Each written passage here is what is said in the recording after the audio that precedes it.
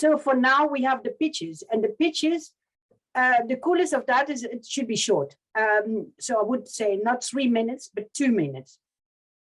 If you can't explain in 2 minutes that your idea is so good that people should come to you, then maybe it's not a perfect idea. So come and share. We will ask Niels from Temper. We will ask Mike from Payday, Saloni from Sewa, Alok from Unvelo, and then Ta from Ado, and Sergey from Global. Global is, by the way, also the living wage example. All pitches will be there, super short. After that, you can make your choice. It might be that is for the audience plus the pitches. It might be that some pitches will have hardly any visitors. We will solve that because we are with a big team, as you have noticed, and we will fix with you that it's interesting for everybody. So the first pitch is Niels, Temper. Go ahead. Yes, that's me. So I hope everybody is enjoying themselves. I'm really excited to be here. So let's, I provided some visual support for this 3-minute or 2-minute pitch, I should say. Here we are. All right. So first, a little bit about Temper. Because a whole lot of things are being said and done about platforms, and we distinguish 2 kinds of platforms, of which we are notice board platform for clients who have an assignment for freelancers. So we identified that our solution helps workers to achieve 3 things. First, flexibility, so choose what, where, and when. The second is opportunity, trying out different shifts, gaining experience, gaining skills, and using the platform as a stepping stone. And the third one, which I'm about to focus on during this pitch, is high earnings.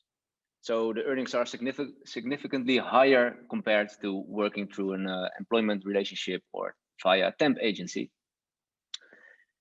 Uma already mentioned it, race to the bottom. So we experience no race to the bottom. I'd like to put it different and call it a quest towards quality. And high quality means higher earnings. And we do a couple of things at Temper to ensure this quest towards quality. And the first one is that we have a minimum rate. And the minimum rate since the start has been 13 euros across the board. Some job categories even higher, up to 2022. And we raised it last September 2021 from 13 to 14 euros. A second thing is that we make it possible for workers to negotiate on everything above the rate that's being set by the client. To give you an example and a feeling how that works, so this month, March 2022, we had over 5K of successful negotiations. So people actually earning more than the client publishes. And the third one is training and learning of new skills, which is also pretty awesome. So let me go to the next slide. Yeah, here we are. So how can we facilitate more grip on pay for independent platform workers? So there are a couple of things we can do and things we should do, in my opinion. But one thing, and it's the most left, is the further increase of the minimum rate. And I thought it was going to be pretty tough, but it was actually pretty easy. And it started with a phone call. So I tried to draw a phone for some people that are a little bit younger, but that's actually phone. And I made a call to Evert Verhulp, who is a professor labor law at the University of Amsterdam, a well-known name here in the Netherlands, with the question, what would be a fair minimum hourly rate? So what if we want to increase it even further? Do we set, or do we take the minimum wage here in Holland, which is about 10 euros per hour? Do we use that as a fundament and, for example, use 150% of that? So he brought up the word decent, which I've heard a couple of times before during this webinar, and he connected Temper to the Wage Indicator Foundation, to Pauline.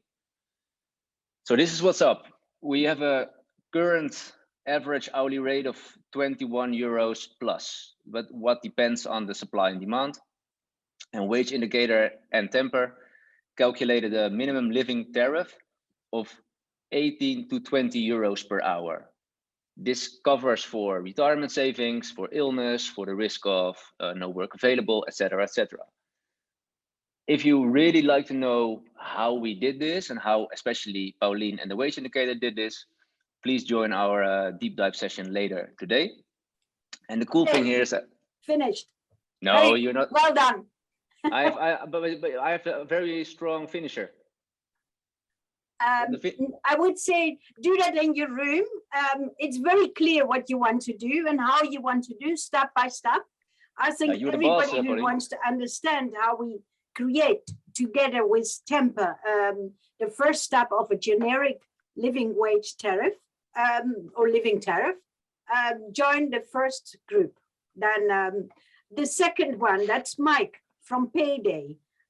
This is a bit like a market at this moment. So sorry for cutting you off sometimes. No worries. Temper was cool. Is Mike from Payday cooler? Should we go to him? Mike, it's your floor. Try yes. 2 minutes. Thank you. I will start sharing my screen. If you just give me 1 second.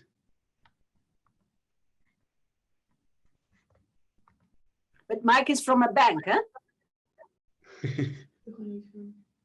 Nah. How's it going? Yes, it works. It's yours. You share now yourself, which is cool, but you can share more maybe. Can you see my screen now? No. Just give me 1 second. And yes, it looked good. Yeah, yep. Go ahead. Okay. Yes, thank you. Try very short, huh? Yes, definitely will. Thank you. Welcome to Payday, our instant payment by ABN AMRO Bank. And access to the earnings. And we think, if I can share my screen. Can you see the next slide? Yeah. Okay. Now, as we see that the gig economy is growing, also with the pandemic, the gig economy is growing very hard with a very high annual revenue, already coming to 10 billion euros. Also in the Netherlands with a big group of gig workers divided in 2 parts, 1.5 million freelancers and 2.6 flex workers. We see a big growth in this economy, and we think it's going to get a big part of the normal working jobs. And we see out of our experience and research that a lot of gig workers are dealing with insecurities, and one is long waiting time on their income. So normally you get paid after 2 weeks or 1 month or weekly. And we think with Payday we have a solution for this. But one other insecurity is that the gig workers have is insecurity about getting the next job or gig when their next income will be. But also on the side of the platforms, that this intermediation platforms have by getting cut out by the workers itself and working directly for the clients, as we see that also in the churn for the platforms itself. And we think with the instant payment option we give with Payday, by doing your job, finishing your gig, filling in out your hours, and getting instantly paid after doing your gig or job, gives you access to your earnings, as you can see, is one of the benefits of getting instantly paid, and you're getting ownership of your earnings. And with our app, also an overview in your income on a weekly base, monthly base, quarterly base, but also on annual base, how much your income is. And we also see out of our research and investigation, also we see for the gig workers, they have the motivation to work more and often if they know they're getting paid immediately after finishing their gig. And also they have an updated pay slip, which is visualized in our application. And also by the researches we have done in the speed of payment, feeling towards income, process of filling in the hours, and the time it takes to approve the hours has a positive effect on the subjects you see on the lower side of this picture. And one thing, especially for the platform, is quite interesting, is a higher NPS, a so-called net promoter score. So the gig worker becomes an ambassador for the platforms itself. And the final numbers that came up out of our research with these 3 companies you see below, Peckley, Young Ones, and Charlie Cares, there's a 43% higher pickup rate of jobs, 30% increase of work.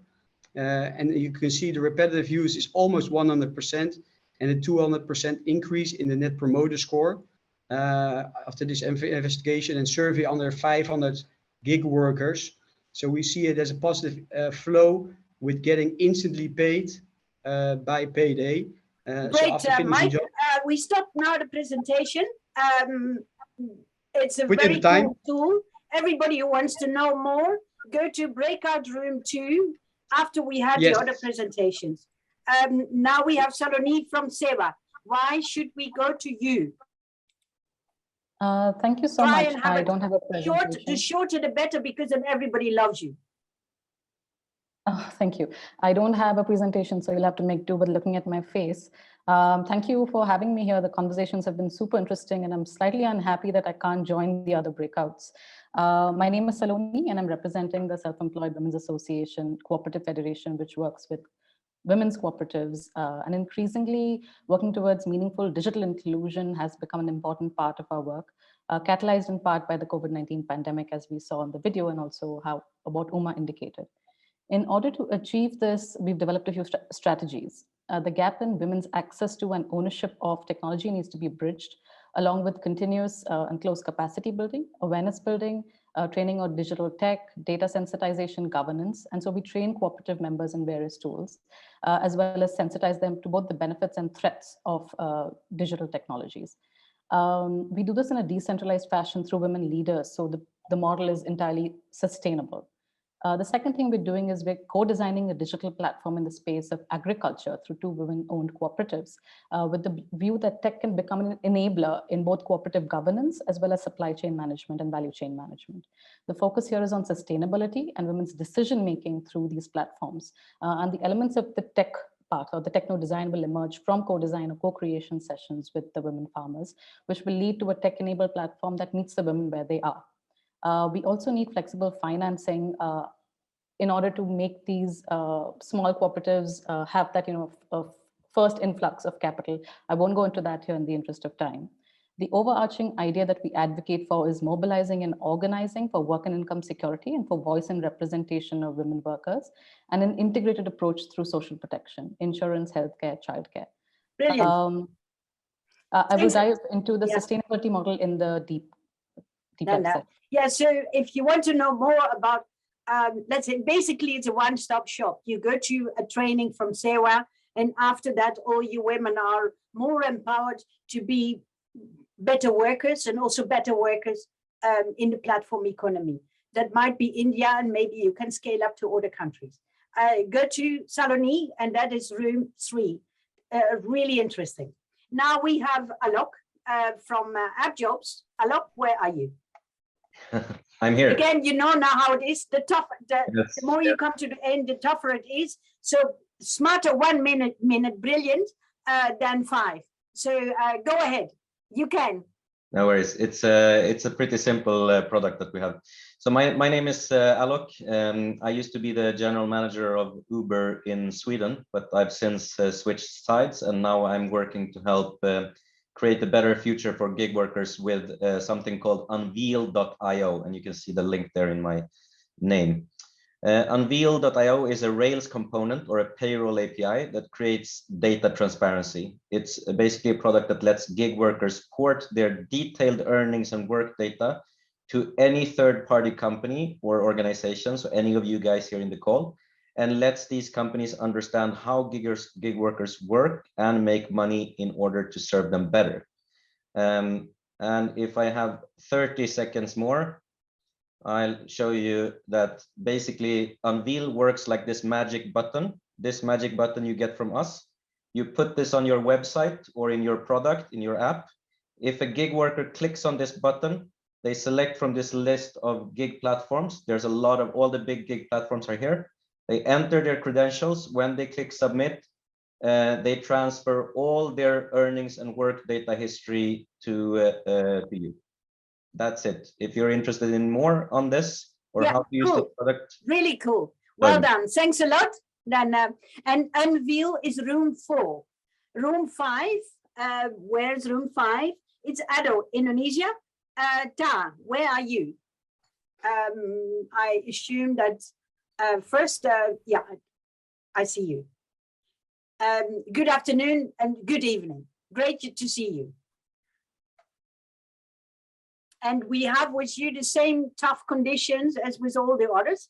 Try to be as short as possible to explain us why we should go to your room.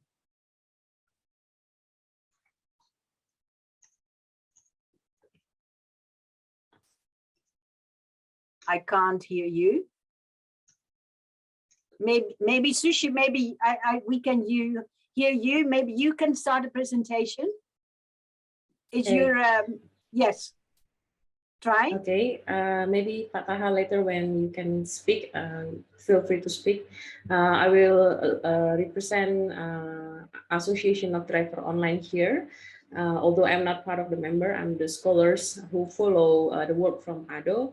ADO is established since 2016, and ADO mission is to advocate a systemic change for drivers to have more equal status and partnership in the, with the applicator company, because they believe that the most problem that need to be solved is the asymmetric relations between platform and the workers. And what they have done is they work in the various methods of advocacy, such as lobbying, protesting, and community building. They have successfully drafted the online taxi regulation in 2018, and now they are working very hard to monitor the implementation of this regulation. They are also part of the International Alliance for Online Taxi Drivers, or IAATW, and their motto is Unite or Oppress. So we realize that this is a very long journey to change an institutional or a systemic, to have an systemic change in the platform. So we want to invite you to discuss this further. How can we do that? What kind of institutional strategy that we can apply or employ, and using the ADO case, how can this strategy can be applied to other country or other contexts? Thank you. I think it's a lovely example of how to empower a group of workers, isn't it? So very good. This is ADO. ADO is, what is it? Is group 5 or room 5. So then we have room 6. Room 6 comes from Africa, from Cote d'Ivoire. It's Sergey from Global. And Sergey, can you also try to convince people to come to your room, to show the smartness, the creativity, the flexibility, and the ultimate solutions from Cote d'Ivoire? Let's try to do it in 1 minute. You can. Okay, let me share my screen. Is it okay? Can you see my screen now?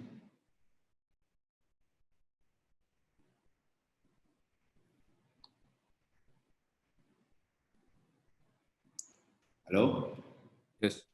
Yes. Okay, perfect. So let's say that we here in Glovo, we try to define like an EPH. EPH is the earning per hour, which is the minimum amount that the courier can earn per hour. And this is based on some factors like that we like the competitors. We are looking around us, how our competitors are doing. We are also looking for the type of vehicle using, well, cost of living, minimum salary of the country, and also the global expenses. So all those elements can make us define a certain amount that we can consider as earning per hour. But this is not enough, because we consider that earning per hour is a good start, but we also need to merge it with the number of working hours in order to define an earning per week. And because, for example, here in Africa, maybe most of the workers can consider themselves like full-timers, let's say, because they are working generally with our platform for almost all the time. And then having like an element to define a weekly payment or a weekly earning is better for them in order to arrange them for having the classic revenue, let's say. And for generating all this earning, we need to monitor the cash balance of those couriers. And the cash balance of those couriers is coming from the customer cash payment, the adjustment of Glovo, and then all this machine in the cash balance is also made for payment for product, cash deposit, and one of the best parts is the earning payouts.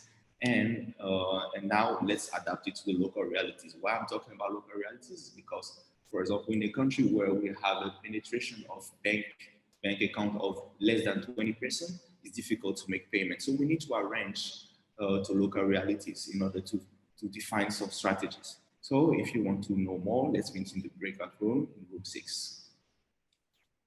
Brilliant, Sergey. It couldn't be better than so now what we do, if you take out the shared screen, what we will do now is go to breakout rooms.